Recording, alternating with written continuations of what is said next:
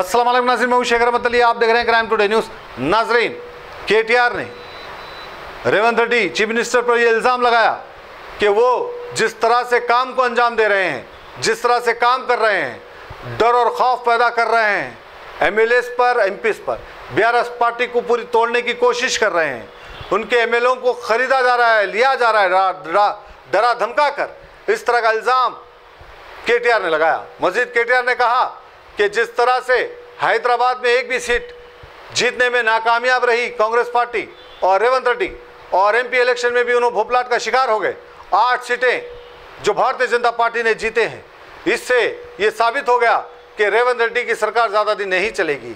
और इसी बात को लेकर अब रेवंत रेड्डी इस तरह का बदला ले रहे हैं हैदराबाद के अवाम से कि एफटीएल के नाम पर मकानात को गिराया जा रहा है, गवर्नमेंट की ज़मीनों पर जो लोग बैठे हैं उनको परेशान किया जा रहा है।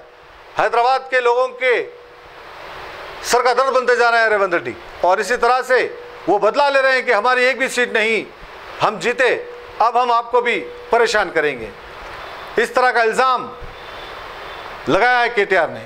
मजीद उन्होंने कहा कि हम डरने झुकने वाले नहीं हैं। जिस तरह से पुलिस के ज़रिए और जिस तरह से दूसरे महकमों के ज़रिए परेशान कर रहे हैं, कोई बात नहीं, हम लड़ते रहेंगे और आगे भी लड़ेंगे, क्योंकि आने वाले टाइम में अवाम हमारा साथ रहेगी और अवाम के साथ ही हम आगे बढ़ेंगे। इस तरह का केटीआर का कहना था। क्योंकि आए दिन जो तमाशा चल रहा है, जिस तरह से कांग्रेस से बीआरएस पार्टी में आए थे, जब बीआरएस पार्टी हुकूमत में आई थी, अब जैसे कांग्रेस आई, इसके बाद से ये लोग कांग्रेस में जा रहे हैं। कई लोग जो बीआरएस को छोड़कर कांग्रेस में शामिल हो रहे हैं। अब आने वाले टाइम में इम्कानात है कि और भी लोग जाएंगे।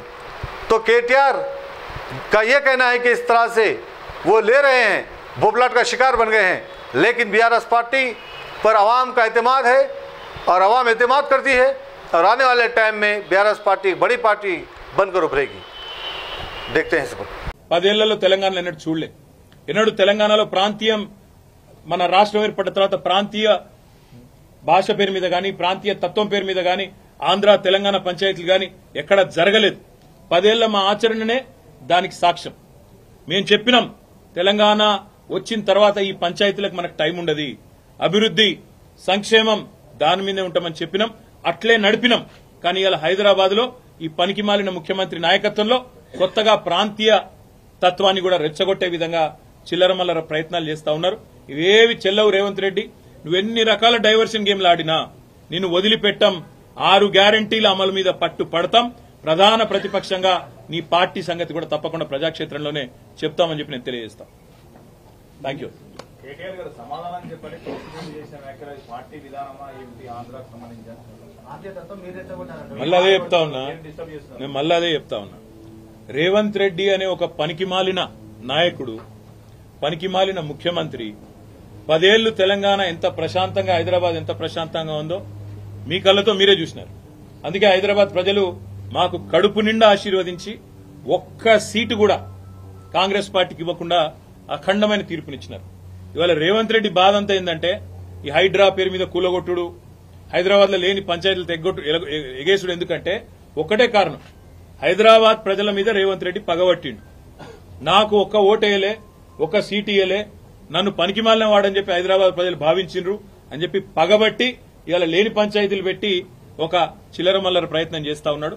ఒకటి మాత్రం పక్కా, మేము ముందు చెప్పినాం, ఇప్పుడు కూడా చెప్తా ఉన్నాం, తప్పకుండా హైదరాబాద్ లో ఉన్న ప్రజలందరూ మావారే. కేసీఆర్ గారు ఈనాడు కాదు, తెలంగాణ రాకముందు చెప్పిండ్రు, తెలంగాణ వచ్చినాక చెప్పినారు. ఇక్కడ ఏ ప్రాంతీయ తత్వం గాని, ప్రాంతీయ ద్వేషం గాని, టీఆర్ఎస్ 10 ఏళ్ల అధికారంలో ఉంటే ఎన్నడూ ఒక చిన్న సంఘటన, ఒక చిన్న ఎఫ్ఐఆర్ గాని, ఒక చిన్న దాడి గాని, ఒక చిన్న ఘటన కూడా జరగలేదు ప్రాంతీయ తత్వం మీద. ఇప్పుడు కూడా ఉండదు, ఉండబోదు. తప్పకుండా మరి గాంధీ చేసిన వ్యాఖ్యలు కూడా ఒకసారి పరిశీలించాలని నేను కోరుతా ఉన్నా.